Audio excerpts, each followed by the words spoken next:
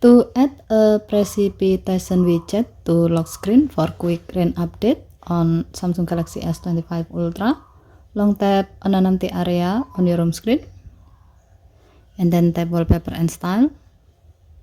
Tap the lock screen thumbnail. Here you can see a widget bar just below the clock. It may show add widget or already have widget. Tap the bar to show up the widget list. Scroll down the widget list. Tap weather. And then tap the precipitation widget to add it to the widget bar.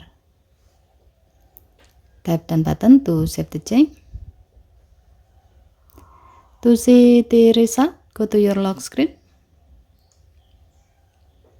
As you can see, the precipitation widget is displayed under the clock and showing the change of rain.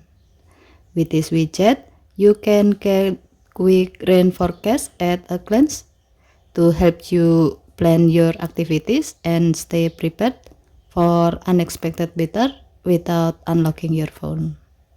Okay, thank you for watching. Please help to like and subscribe. Have a nice day.